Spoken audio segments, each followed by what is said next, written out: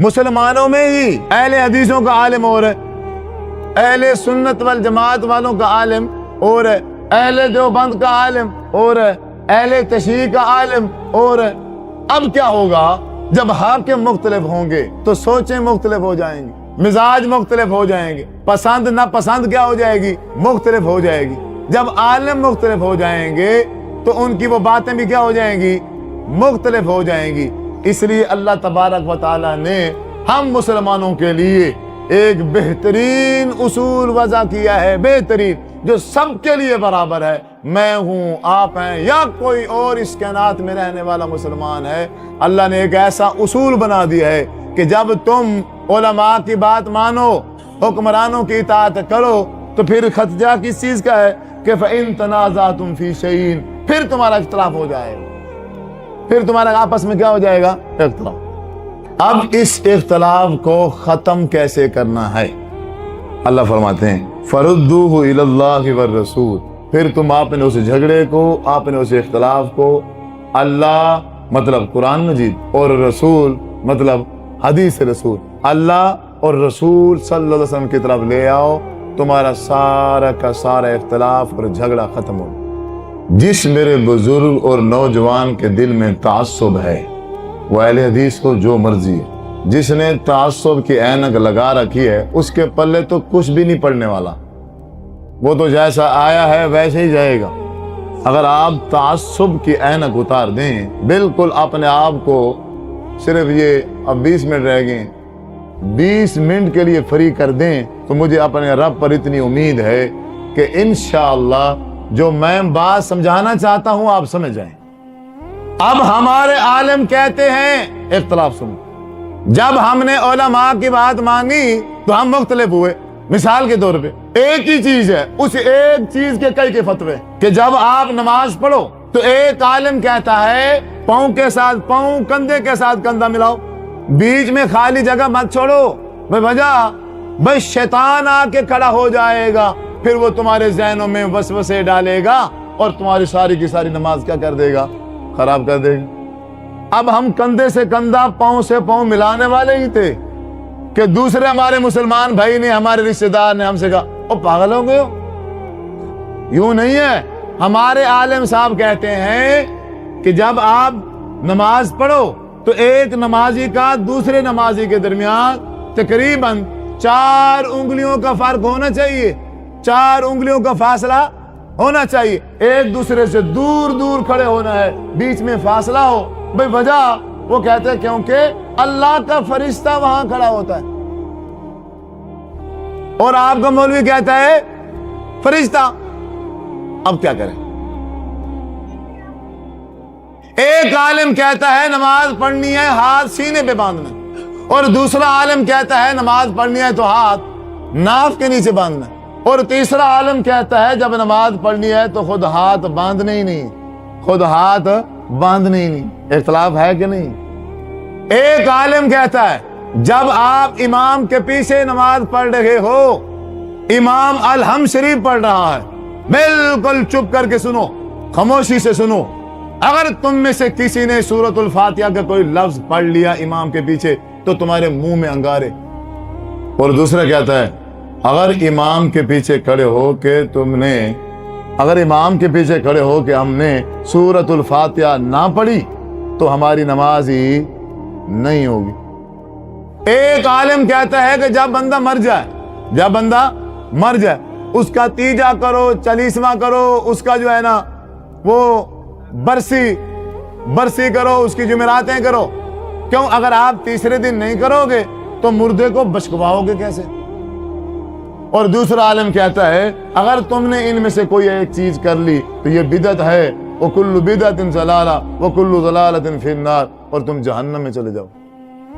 وہی عمل ہے، ایک کہتا ہے جنت میں جانے کا ذریعہ ہے اور دوسرا کہتا ہے جہنم میں جانے کے ذریعہ ہے۔ ہم کیا کریں؟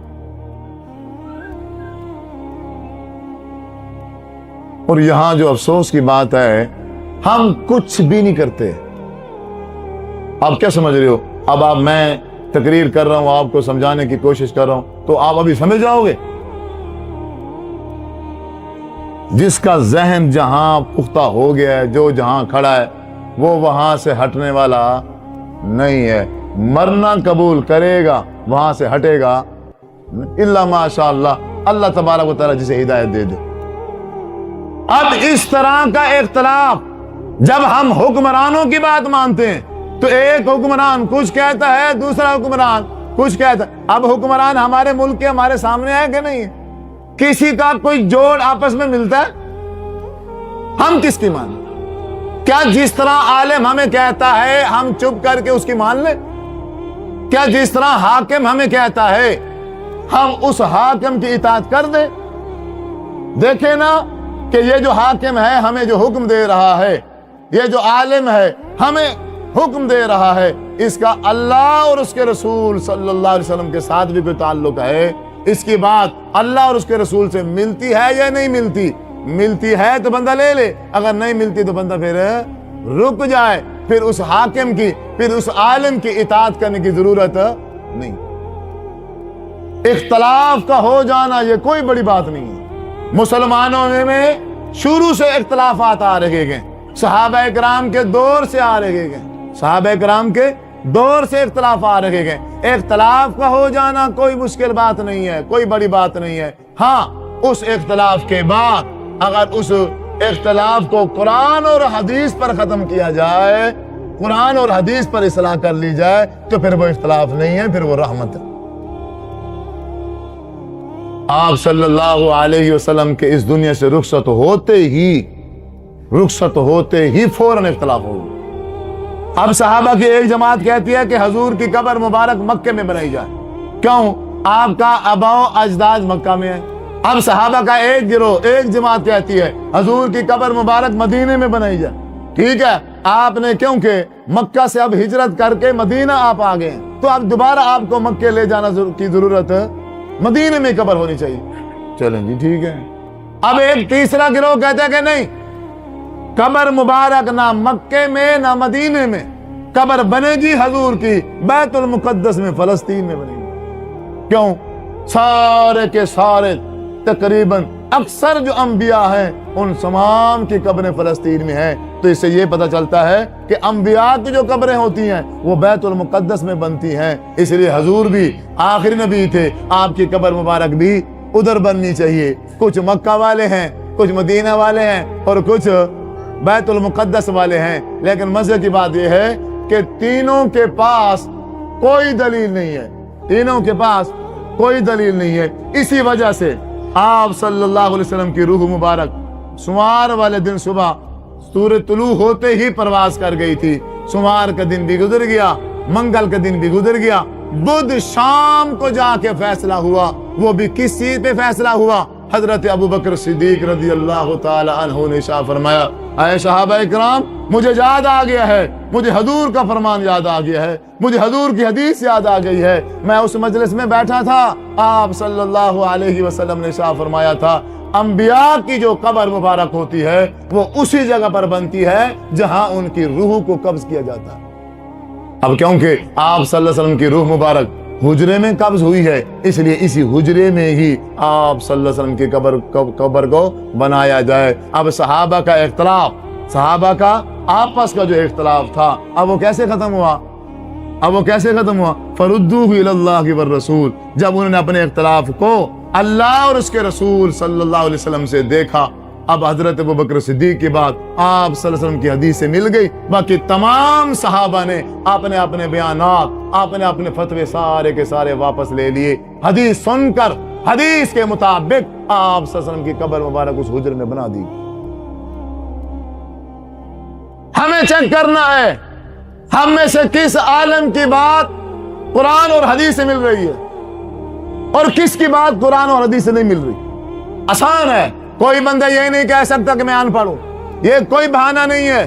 اور اس دنیا میں کوئی ان پڑھ نہیں ہے. اگر اللہ نے عقل دی ہے تو وہ کوئی ان پڑھ نہیں ہے. اگر مجھے اردو پڑھنی نہیں آتی، میرے بچے پڑھے ہوئے ہیں، میری بچیاں پڑھی ہوئی ہیں. ہر گھر کے اندر قرآن مجید موجود ہے. اگر لینی ہے تو صرف ایک حدیث رسول لینی ہے. آپ بخاری لے لو، آپ مسلم لے لو، آپ ابو داؤد لے لو، آپ مشکات لے لو، کوئی حدیث کی کتاب آپ لے لو. اللہ اکبر سے لے کر سلام تک ہم جس انداز سے نماز پڑھ رہے ہیں، ہم اگر اپنے اس نماز کو قرآن اور حدیث کے مطابق چیک کریں، دیکھیں ہماری نماز کا کون کون سا ایسا طریقہ ہے جو آپ صلی اللہ علیہ وسلم کے ساتھ ملتا ہے، مل جائے تو الحمدللہ، اور جہاں نہ ملے وہاں اپنے طریقے کو حدیث کے ساتھ بندہ ملا۔